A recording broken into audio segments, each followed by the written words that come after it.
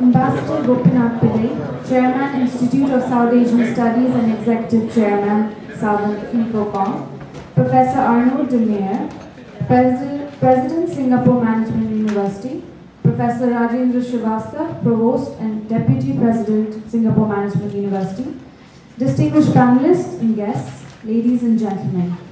On behalf of the Singapore Management University and the Institute of South Asian Studies, I warmly welcome you to this evening's panel discussion and book launch. The event is in part sponsored by SNDAS and supported by Avalon Consulting and the Confederation of Indian Industry. Mr. S.R. Nathan, former President of Singapore, is not able to join us as our guest of honor. He sends his apologies. It is my pleasure at this point to invite Professor Rajendra Srivastava to deliver the opening remarks for the session. Professor Srivastava, please.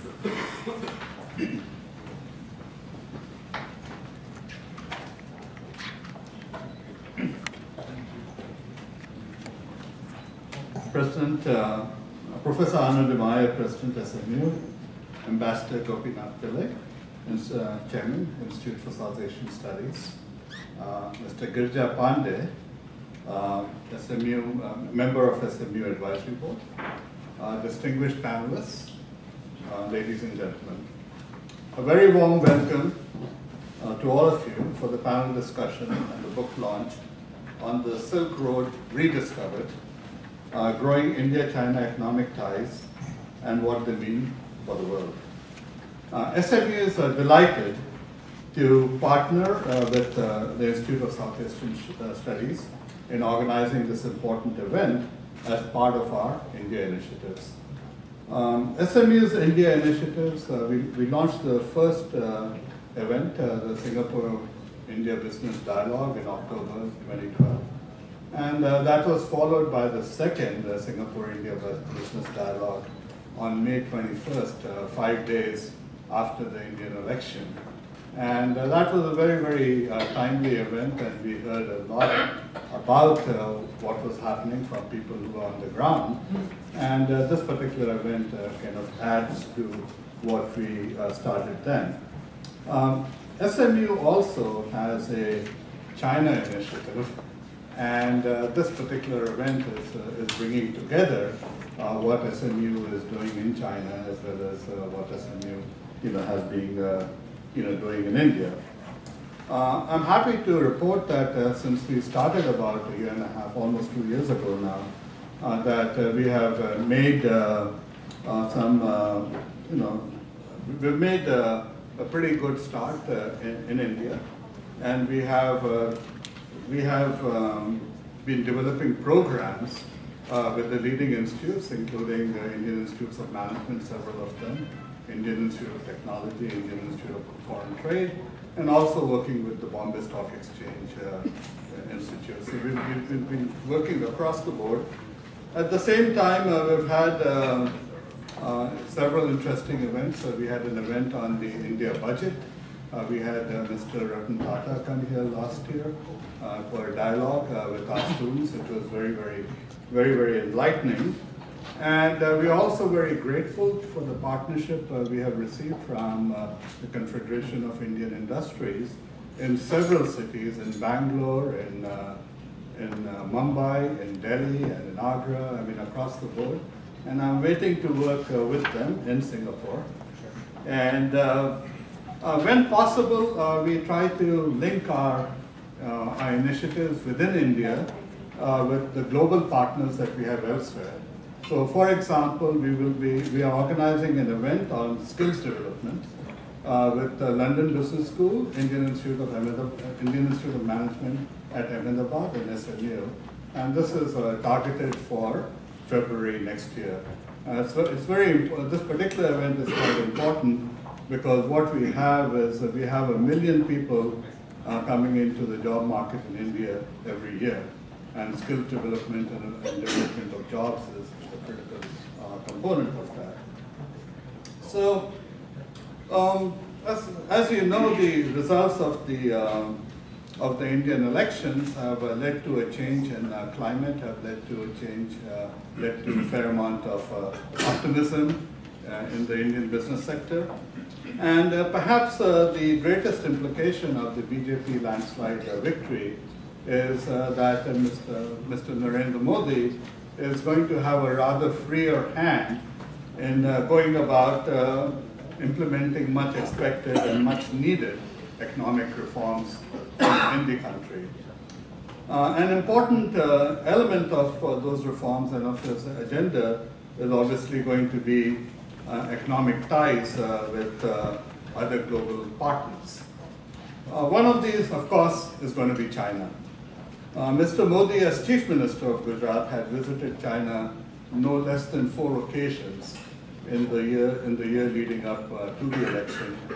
And so he's fully aware of the trade and investment potentials between the two countries. Less than a month after the elections, China's Foreign Minister Wang Yi paid a visit to India and emphasized the need and the opportunity to develop trade between the two countries. In spite of some of the differences, one would naturally expect India and China to look towards each other for trade and investment opportunities. With a combined population of over 2.5 billion, or more than 1 in 3 persons on this planet, the two Asian giants can feed off each other. Already, China is India's second largest trading partner, second only to UAE, where India depends on a lot of oil purchases from UAE. But if you look to goods and services and excluded oil, India would be India's largest trading partner today.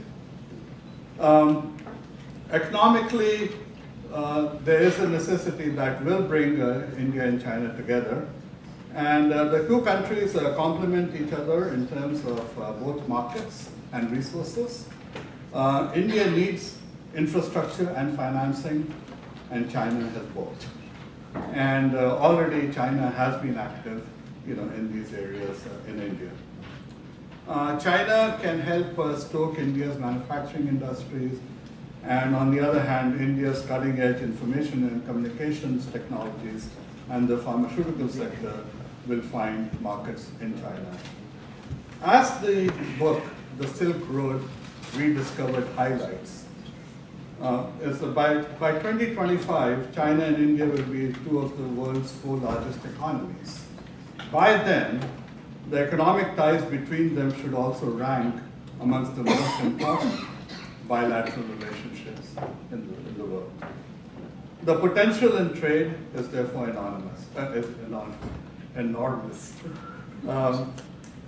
While we speak of the potentials, there are companies on both sides of the Himalayas that have realized the value of economic relations.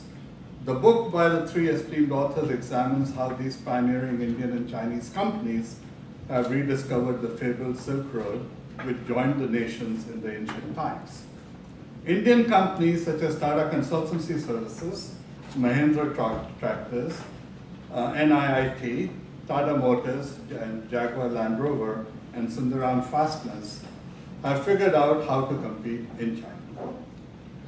Similarly, Chinese pioneers such as Lenovo, Huawei, TBEA, Haier, and Xinjiang have made strong commitments to India and are beginning to realize the fruits of their commitment and investments. Interestingly, Haier has not only become a sponsor of cricket events in India, but China has entered a cricket team for last year's Asian competition. I wonder when they will break into the international cricketing events.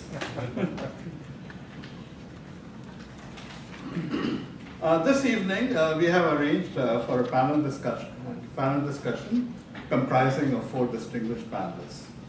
Two of the panelists are authors of the book, Mr. Girja Pandey and Dr. Anil Gupta. We will also have 2 members from the business community, Mr. Pradeep Pant and Mr. Jonathan Yap. Together, they will share their views on how Indian and Chinese companies are becoming globally stronger by succeeding in each other's markets. I am confident that the book and this evening's proceedings will provide a strategic roadmap for Chinese and Indian companies to succeed in each other's markets. And perhaps distinguished panelists can shed some light on how we in Singapore can play a positive role in doing so. Following the panel discussion, SMU President Arnold DeMaio will officially launch the book. My sincere appreciation goes to the panelists for agreeing to be here today and for sharing their views on the potential for the economic relationships between China and India.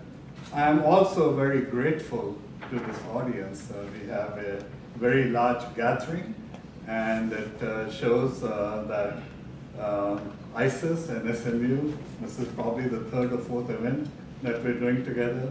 So on behalf of both ISIS and SMU, I would like to thank the audience for being here as well. Thank you.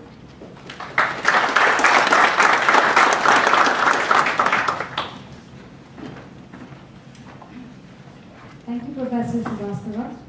With these opening remarks, we will now have a panel discussion. It is my pleasure to invite Ambassador Gopinath Pillai, Chairman, Institute of South Asian Studies, and Executive Chairman, Southern Infocom, and the four distinguished speakers on stage, please.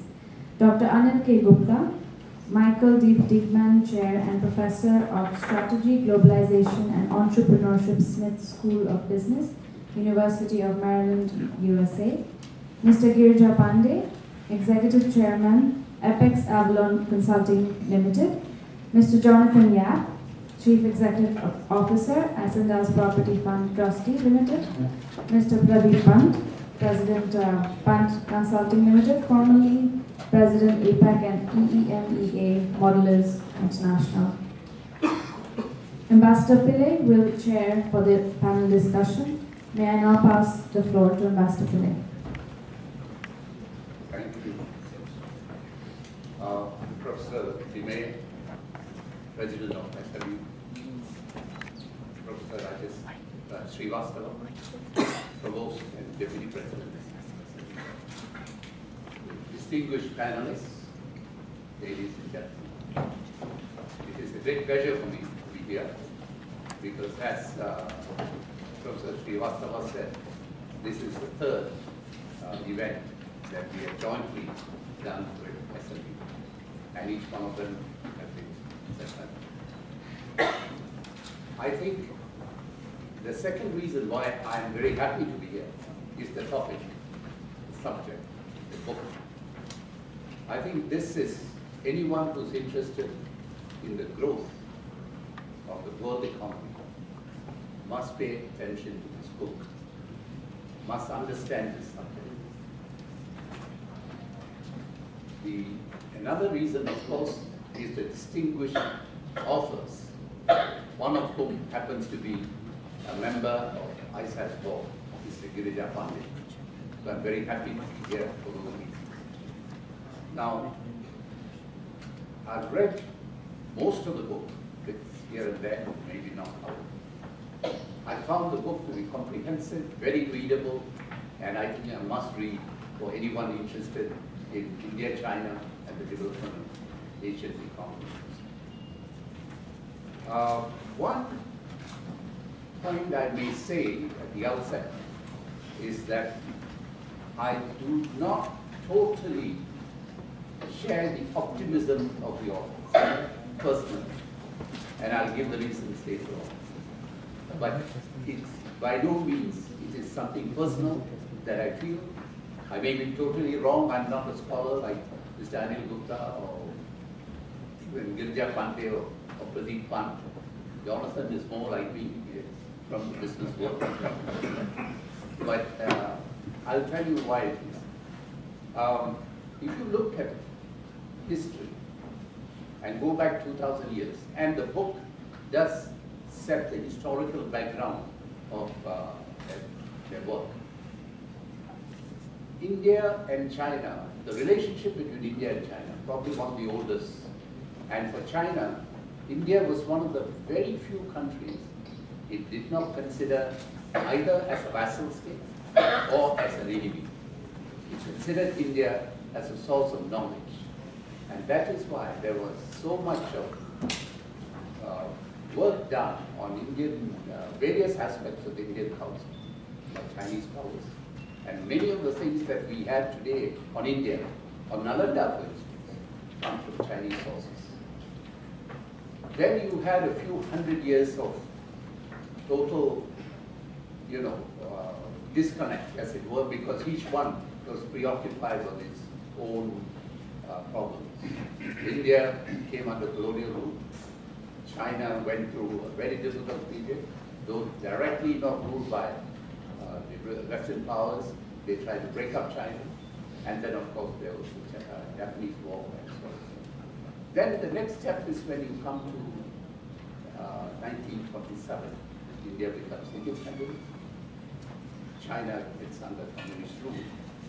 From there, the situation changes a little bit, because you suddenly find that though India was still dependent on PM 480 and was a poor country, India was very active in the various activities of United Nations. Korean War, what India played, what in Vietnam, what India did. And at the same time, India assumed the leadership, almost the leadership, or one of the leaders of the non-aligned movement. These many activities of India, at a time when China was more or less bracketed with Soviet Union, that it was considered, or not, I would say an adjunct of Soviet Union, but it played a subsidiary role to Soviet Union.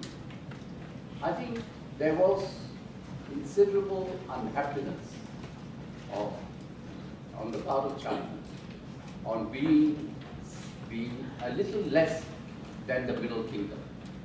And I think this had brought about changes in their outlook. So when in 1955 the Bandung Conference occurred, and Mr. Nehru decided to introduce Chu and Lai, I think he took that as a very audacious act, because the Prime Minister of the Middle Kingdom needed no introduction by anyone. Whether that was the reason, whatever the reason was, from then on, the relationship was somewhat tested. Many people questioned why the 1962 war took place, but it did take place. It was perhaps one of the few occasions when you had a major power take up a large tract of territory after the war, and then withdraw totally back to its line, almost to its original position, giving back, almost saying, look, I can walk in if I want, but I'm not doing it. So that's a clear statement of asserting its superiority in the arms situation, in the war situation. This act, whether long, in a long sort of term, whether it was justified or not, it caused a scar on the Indian psyche that persists even today. The book picks it up.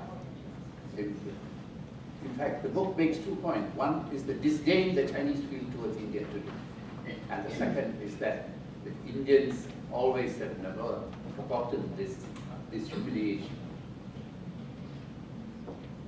While the potential that Professor Srivastava mentioned, and I think many here share, and the book share, and I really feel that tremendous potential, but I think it is going to be much more difficult for Chinese investments to come to India than Japanese or Korean, even though the Chinese have taken to India much faster and much more deeply than the Japanese. Japanese are very, they are now the corridor, rail corridor, so many other things. But they find India a cultural shock. Like many Singaporeans, they go to India and they say, my God, what is this? So we can ask my good friend Mr. Yap, he will tell you this problem. But for the Chinese, if a plane is delayed, they are not bothered. The Japanese would be, so fidgety, they feel the whole day has been wasted.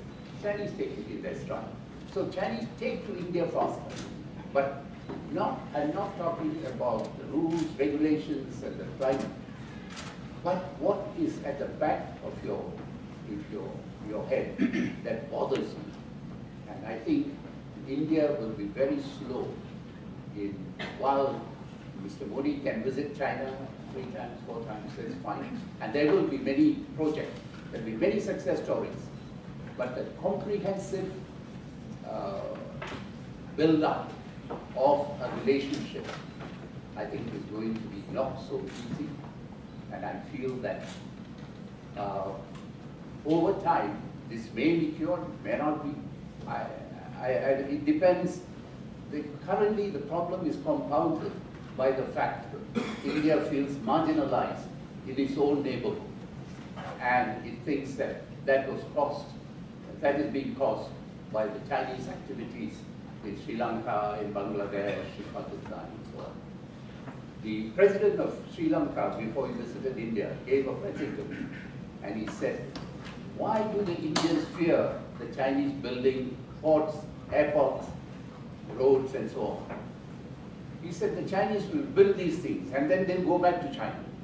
Indians, there's nothing we can do. You're just next door, and we are part of your culture. So there's nothing.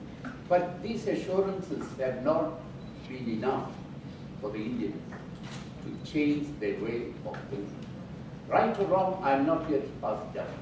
But what I'm saying is, don't underestimate the tremendous challenges that face this relationship. I hope the panelists can convince me today that I am totally wrong. And with that, what I intend to do is ask each one of them to speak for maybe 5-6 minutes, and then we'll open it for discussion. So my first victim is going to be Girija Pandey, my good friend.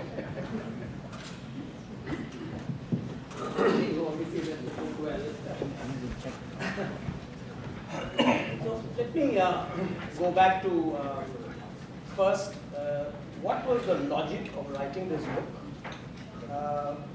Then I would want to go back to the last chapter, which will probably address some of the issues Ambassador Silai has just raised. And then my co-author Anil obviously can talk about a lot of things in the book. So I have been a Sinophile from mid-80s when I used to live in Hong Kong. And I saw the change starting in this area. And I remember going there and opening a rep office in Beijing in 1985. So I have seen the change, the dramatic change over these 25, 30 years in China. So I have become, in an extent, I always wanted to write about this change somehow. But I was not a historian, I was a practicing manager. And I was seeing change around me, and we were doing business there in whichever avatar I was. So when I actually built a business for Tata in China, I learned a lot of things as you learn when you build a business as a practitioner. So I had this great desire to, because every time I used to go to India, people used to ask me, how did you do it? And there's the mindset issue as we address in the book. And I said, I think instead of repeating it every time, I might as well write a book. Then I said, no one's interested only in trying to figure out what I do. I think we should write a bigger issue, which is, where are these two countries headed in commercial terms? We did not want to take up political issues, and the book actually skirts it. And the reason it skirts is because many people who are better experienced than us had written on the political dimensions of this relationship. So we've actually just skirted it, other than saying that Indians have a mindset issue, which is going to be difficult. And I remember when I was telling my 90-year-old mother that I'm going to write a book on India and China, her reaction was horrified. She still remembers 62, and that is true to a lot of people. So we did not want to touch the politics. It's not that politics is not important.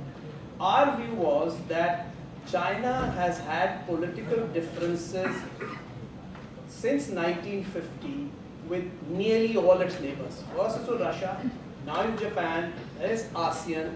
It's had differences, and yet commercial logic is separate. the Chinese have an amazing ability of separating commercial logic with politics. And therefore, we should concentrate on how to benefit from this amazing ability of Chinese to separate the politics from the commercial side. And how can we do that? Now, while one was there and one saw in India, you saw these number of, there are about 125 companies and Indian companies in China. There are another 135 Chinese companies in India, and this was growing as we went through this last decade. And that's when it struck us that maybe we should be looking at how are they creating these businesses? What are the challenges both sides face? The actual, and it was like in a way, part of it is a DIY for a company who wanted to set up in India or China. And then we got another sense of this, that you've got India and China both producing global companies. And I remember Anil and I had this discussion that if these companies are going to win in two of the biggest emerging markets, then they surely must be very competitive globally. And Western multinationals need to look at this phenomena of these national champions of both these countries becoming successful in each other's countries. Because to succeed in India for a Chinese company means they really reach some level and vice versa. So we looked at this angle of these companies doing well in these countries and what were the ingredients that made them successful. Now, it's not to say that there were not many failures. There are failures as well. But as they say, failures are never recognized. It's the winners who get the glory. So what we have got is 5 Indian companies and 5 Chinese companies who have reasonably well succeeded in different parts of the business. Now, just to take Ambassador Pillai's issue about how this relationship will go, I skipped to the last chapter. So the last chapter is actually where we are dreaming, where this relationship will be in 2020. And we talk about a conference hall being prepared in Delhi, in the CII conference hall, where we are saying in one hall, the railway ministry from Beijing is sitting down with the railway board to sign large contracts on bullet trains and fast trains worth billions of dollars, where Chinese costs were the lowest compared to everyone else. And Indian government, I'm talking about 2020, I know it horrifies a lot of people when I say that. 2020, we have large contracts being signed between this because they can provide the infrastructure cheaper. They've already experimented it. By 2020, their trains are running reasonably well. On the other side, on the other hall, a very large Indian generic manufacturer is signing a license deal with Chinese Academy of Science for creation of an oncology drug. The cost structure when both India and China collaborate will be half that what would happen in a Western country in a molecule research. It benefits both. The center will be set up in Hangzhou. I set up the company first in Hangzhou. And it will produce all kinds of molecules jointly together in R&D. So this is where we thought it would go. If politics is separated, the Indians cannot separate politics, and we talk about it in the book, but the Chinese have an ability to separate the politics. That is one. Second, the way the trade deficit with India is growing, we forecast that the trade deficit actually grow bigger. Today it's about $38 billion, just deficit. It'll grow to $80, $85 billion. And the reason is because both the countries are at different levels of where they are in terms of their manufacturing. India doesn't have an export manufacturing sector. China has an extremely great export manufacturing sector, and therefore India can never sell much to China. But what we are saying is that the investments that will happen from China to cover the deficit and the export manufacturing, which will start with the investments in China. China has Asia's supply chains all tied up in China. They start from China, they end in China. The apple is produced, started, sub-assembly is all done in China. It goes all over the place and comes back to China. So unless India becomes part of that supply chain, the Asian supply chain, which is centered around China, India can never become an export manufacturing country. And Chinese investments and Chinese companies coming and investing in India will allow India to be part of that very efficient logistics and supply chain. So that's what we are forecasting in the last chapter. So let me stop here. Anil has I'm sure has a lot of things to say on how the book came out.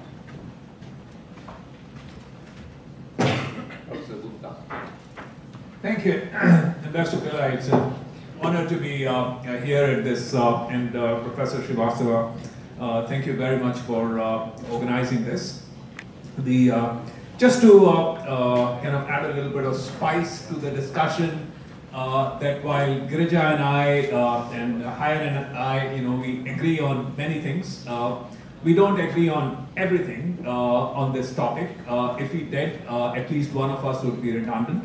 And so, in terms of, I wouldn't put myself in the category of a Sinophile. In fact, I'm avowedly not a Sinophile.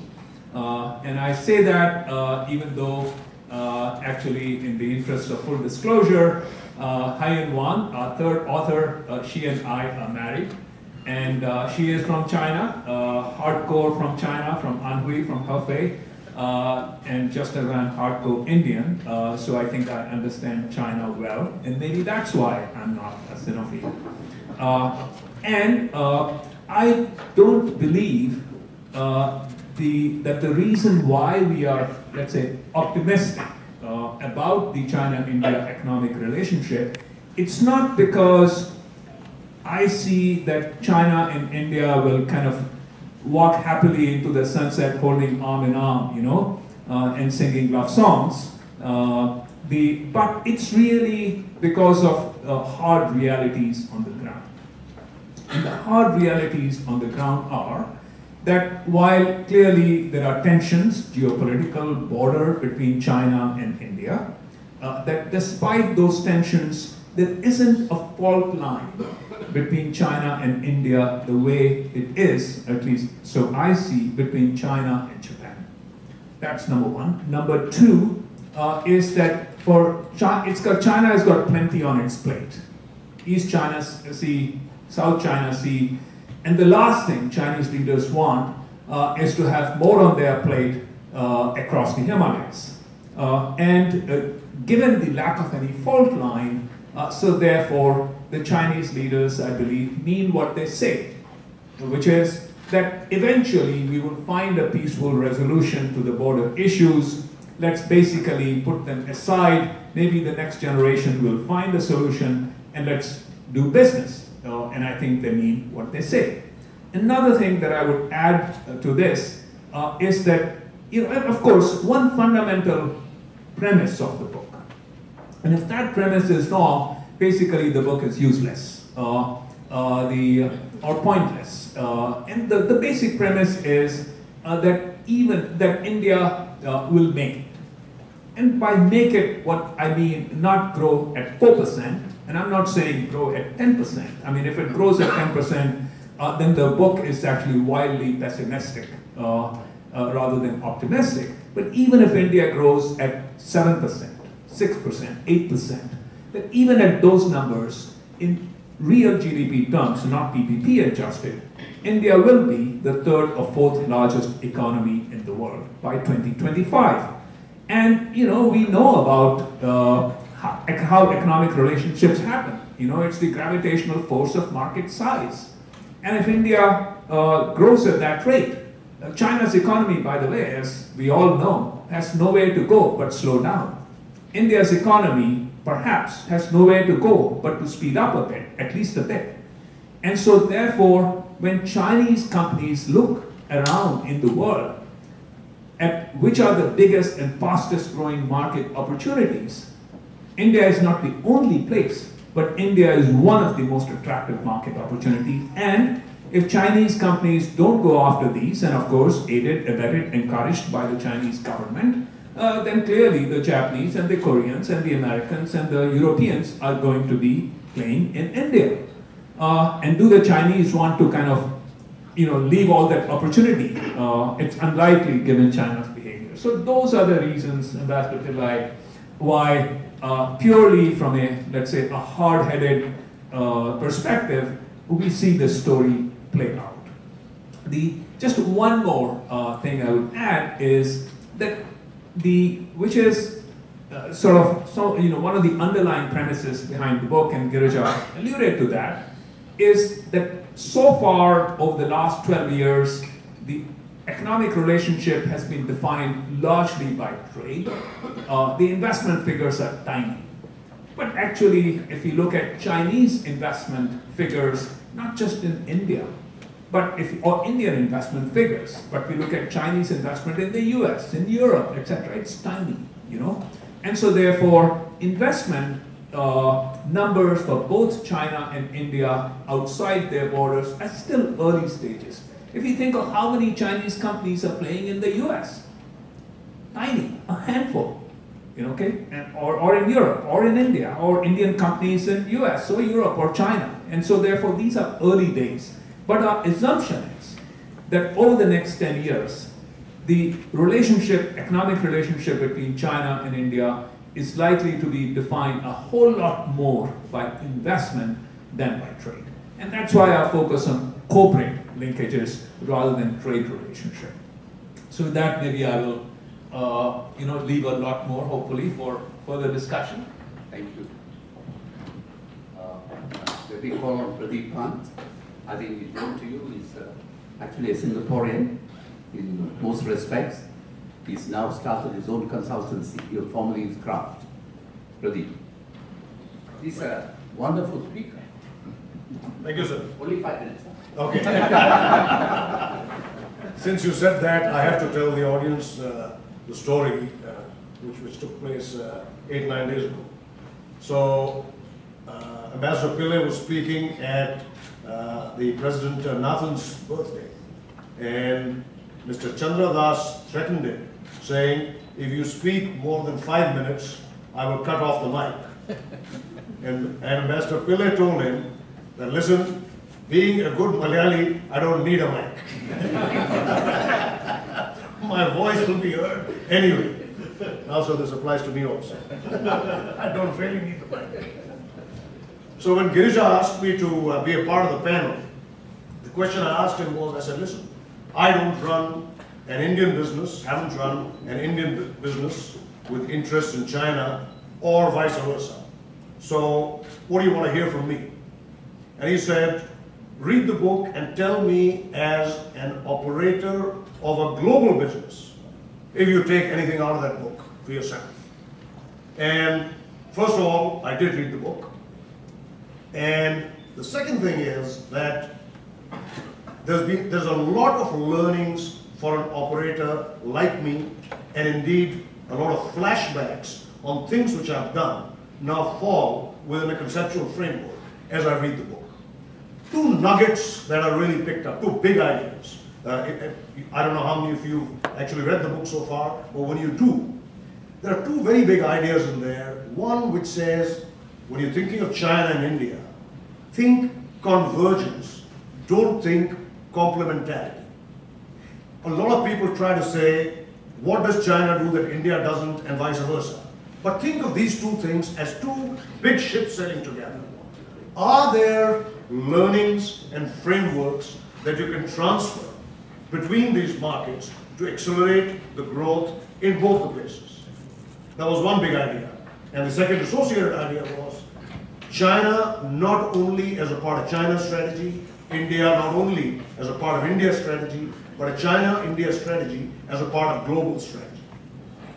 And one very, very useful strategic input that I got out of this was look at cross-fertilizing these two markets by going around the problem. Enter both these markets by going to a third place. And there were cases like the Jaguar case where Tata Motors entered China through buying Jaguar. Turkish company called Yildiz entered by buying Godiva, and Bright Foods entered India by buying Weetabix. And I entered and scaled up my operations in both these markets by buying Cadbury and Danone biscuits. It would not have been possible for us to go out and buy local companies in China and India. We tried for years, but we went out, bought global players, and brought up scale in these markets.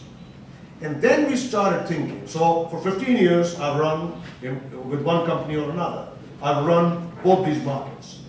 And if you look at these markets, there are a lot of frameworks and learnings that travel across these. And let me share with you some that I think really have traction. The first obvious one is both countries have the potential and the capability to produce low-cost capital goods and low-cost spares. That's an obvious one.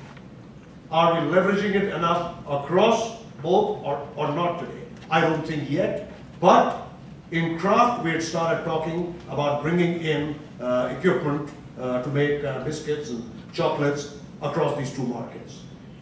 The second one is the area of innovation. When you talk about innovation in foods, a lot of people first react and say that, listen, the food products that work in China cannot work in India, and vice versa. That's the wrong way of looking at it, because you've got to think of the framework. There's this friend of mine, Prem Kumar, who got hired to run the Pepsi Foods business in India. The Pepsi Foods business wasn't succeeding in India. They were trying to sell their global products, Lay's, Cheetos, etc., not getting off the ground. So what he did was, based on consumer insights, he went and industrialized local snacks. Stuff like, it's called kurkure, for example. Those of you who know Indian snacks will know what I'm talking about. They packaged those and started selling them with the kind of marketing that Pepsi does. And they won the Indian market handsomely. It's a huge business now. Prem got transferred to China after that. He picked up the same idea and the same framework, looked at local Chinese snacking habits, and designed products using the same methodology and the same insight work that they had done in India for China. And the China Pepsi Foods business is now extremely successful. So carry the framework, not the product. In the area of foods, there are two other areas which we are working on already. One is the very important area of food safety. I think applies to both markets. Food safety and food standards harmonization. Until that happens, we'll always be slow. And there are things happening, there are dangers in the supply chain in these markets. You remember the melamine scandal. We've got to watch out for these. And associated with this is the whole area of nutrition. There is a lot of work being done by us and by other food companies in looking at nutrition from traditional products in India and China. And these will transport very easily between the two countries. There are learnings. Both these are vast countries. There are huge learnings in the area of logistics and warehousing. My friend Robert, he's suffered both the markets, and I think that if you transport learnings across, there's a lot to be done. And lastly, in the area of trade management, China is well ahead of the curve in terms of trade development. Modern trade has truly arrived in China, whereas in India, it's in a nascent stage. So there's a lot of learnings as modern trade grows in India, which you can transport from China to India. And in China, they don't quite know how to manage traditional trade, the wholesalers and the distributors. And India is cutting edge as far as that is concerned. And we found that by putting the sales teams from both these markets together, we really upped our level of trade management. So, a common friend of ours, Professor Jagdish Sheth, wrote a book a few years ago called IndiaChina Relations. And he talked about, among other things, the fact that both are huge domestic markets, they are entrepreneurial, and R&D will be a big factor for both these markets going forward. So let me reassure Ambassador Pillai, we are optimistic. My China business went, sir, from 100 million to $1 billion in 5 years. My India business went from 300 million to $1 billion in 5 years. And the transference of learning, knowledge, and frameworks has just started. So if we do it well, if we keep aside the geopolitics, if you look at the business and the profit motive and running big businesses, the $1 billion will look small, because in 5 years, I think we'll be running $10 billion businesses in both these markets. Thank you. Thank you, Pradeep. Now, Jonathan, your turn. Jonathan used to be the CEO of Ascendas REIT, now is in the top echelon of Ascendas in some other function. Thank you. Being the fourth on the last to speak, I'm not sure what else I could add after all the panelists have so eloquently allocated so many thoughts. And Ambassador, you're absolutely right. Just like you, I'm a business person. So as much as we see problems, there's still a lot of opportunities. I may not articulate to the extent Robert has in terms of his angst or issues he may see, whether it's India or China. But nonetheless, anybody who walk into this markets thinking that not going to be problems are probably not being realistic. Even for a simple market like Singapore, they are full of business issues that we need to basically maneuver on a day-to-day basis. So it's only logical to expect to see problems. Rather than approach it in a relatively scholarly manner, which obviously I'm not well equipped to do that, I'll probably approach the topic from a practical angle. As you may know, the Ascendas invest in both both China and India. In fact, we entered both markets just a year apart. We entered India in 1994, entered China in 1995. There are some similarities in the way we enter the market. Both are largely part and parcel of government-to-government initiative. But I guess the strategy we took in the two countries was very different. You would know that Ascendas is a real estate player, but nonetheless in China, we focus initially on industrial parks development. In India, we focus on IT parks development. And I think it boils back down to, probably to some extent, what Pradeep said earlier about just using a framework rather than specifics. Because ultimately, we're a real estate provider, we provide what our customers, which the underlying customers want. And we're just giving what the market demands. And at that point in time, that obviously makes sense. The book touched on convergence. Clearly we're here for a book launch, not trying to kind of make you happy to say this, but the truth is over time, we also see some degree of convergence in the strategies that not just the countries, but even players like us take. Clearly, China is no longer the China it was many years ago. It has moved from just industrial park, from a factory of the world, to more than that. So even as a strategy, you find that Ascendas over time has evolved beyond industrial parks to mixed-use development to business parks. While our strategy in India is still largely IT parks, but we're also beginning to move beyond IT parks to now to start doing industrial parks in India, largely because we all know that at the end of the day, in order for government to leave many people out of the poverty line, you can't just rely on services. You need to basically create jobs through manufacturing. But I think what probably both of those point back us to is really just the size of the market. 1.2, 1.3 billion people each. Obviously, India is still a lot lagging behind on a per capita GDP basis compared to China, but nonetheless it's off a very low base. So I think there are many opportunities there. And we used to say it's an India versus China. We moved to India and China.